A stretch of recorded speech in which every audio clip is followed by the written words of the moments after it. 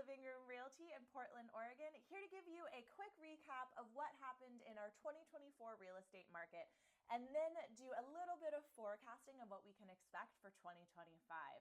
So, first off, here, let's do a quick recap, as I said, of 2024. We all want to talk about what's to come, but I think it's good and important that we address this so we all know where we're starting from. So for 2024, first thing I can report, I'm smiling as I say it, but we saw the worst year in sales nationally within our local market as well that we have had in decades.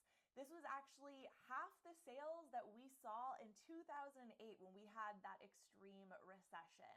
Why I bring this up is to say if you are someone who was looking to did buy a property, looking to sell your home, sold your home in 2024 and felt that it was really tough, know that that was not just you. It was a wide economic trend, and it wasn't just here in our Portland metro market.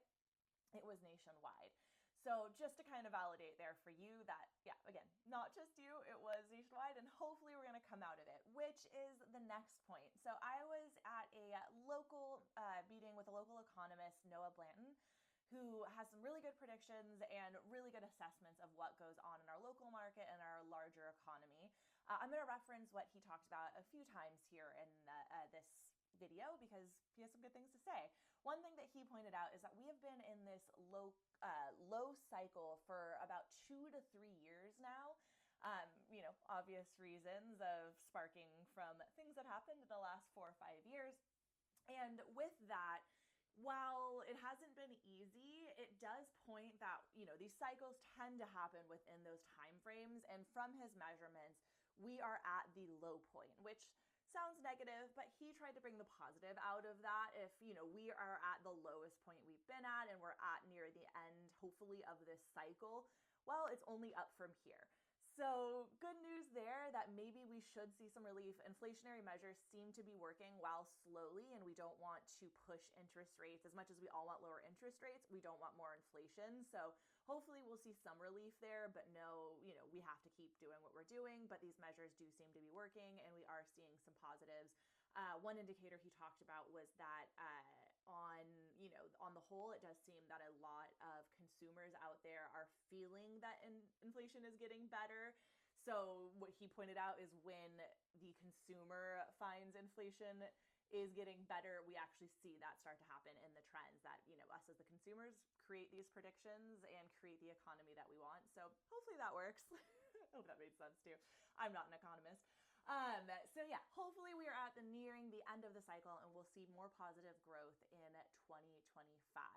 In terms of other things we can take into account for this year that maybe is a little bit more positive is Oregon and all counties saw positive migration growth for the first time. So, over the last, say, 4 or 5 years, we did see a lot of migration out of Oregon and into other states, other counties. So exciting to see now, even including Multnomah County, which did take a fairly good hit there, that we are actually seeing now more people move into Oregon, move into Multnomah County and in Portland than are leaving. So good signs there for our economy and for our real estate market because people are going to need places to live and want to buy houses. On to interest rates. I think it's, one of the big topics, obviously. Right now, over the last year, there was hopes we were going to see interest rates fall this year. There was hopes of 4 interest rate drops or more. I think maybe we were predicting 6. Obviously, they just kind of went all over the place. We did see them drop a little bit in the spring, which, as we know, I've noted in previous videos, talk to people about when you see interest rates drop even marginally, you do see a lot of growth. So keep that in mind if you are someone who's looking to sell that, we can't really predict those things, but we can predict historical trends. So that's good. But, pay attention to that. When those rates do drop, it can be a really good time to sell. And then for you buyers, there'll be some relief in interest rates. Just keep in mind that'll bring a lot of other buyers, aka your competition, to the market. But what we saw is not these steady decreasing in rates that we were hoping for. We did go from, the high 7s into the 6s and at times did drop slightly into the 5s, which is good, but it wasn't this steady play. And that's, what he also predicted. Noah, I wrote down a quote actually from him. I never do this, but I thought it was an interesting prediction for 2025. Interest rates will not be a straight up or down. We'll have a bumpy road ahead of us for at least the next 6 months. What is predicted for 2025 is two significant, or I'd probably actually say more so moderate interest rates drops. There was also talks of in the next 12-month cycle of there being another 4 drops like there were last year. What it seems to be is it'll be two fairly significant, moderate, I don't know, those are two different words, but just not trying to do too many predictions on rates this year. Moderate to hopefully maybe more significant rate drops at some point in the next 6 to 12 months.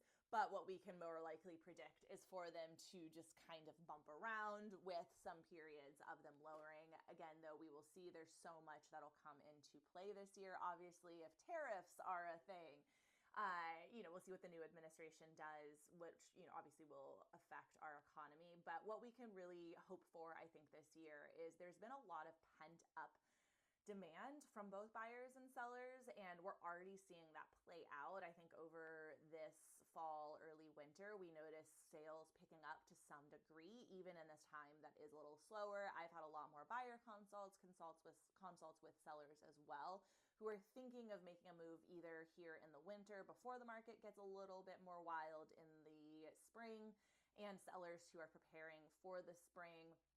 So I think what we will see is just a lot of pent-up activity. No matter what happens with rates this year, I think we will see a stronger real estate economy in the Portland area. As other cities, the larger cities, get more expensive, we are seeing more people still move here, which is one of our biggest reasons people migrate to Portland. In the Portland metro area. So yeah, I think it'll be interesting to see. Hopefully, we're going to have a really strong late winter here. For the short-term predictions, we do always tend to see that come January, people pick up. It's part of people's vision board for 2025 is buying a home, moving up to their next home. So we tend to see folks starting to make those plans or going into action.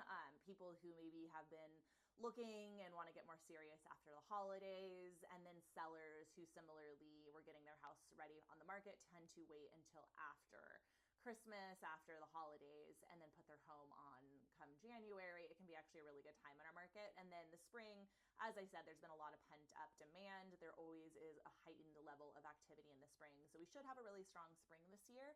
And then, hopefully it'll just be even more so for, competition for sellers. It'll be, or activity for sellers, and then some decent amount of listings come to the market, because I know it's been tough out there for buyers to find the right home. I'm going to stop it there. I hope that all made sense. It's a little bit of a confusing time in our industry and in our market at large, but if you are wanting to talk about what it looks like for you to be a home buyer or a home seller in 2025 in the Portland metro area, I'd be happy to chat with you. And I look forward to helping you come up with your successful plan. It is a wild market right now, but with the right plan and strategies, there's a lot of opportunities out there for you. And we've had a lot of great successes for people. So be happy to chat with you and figure out what's going to be the best plan for you and make your dreams in real estate come true.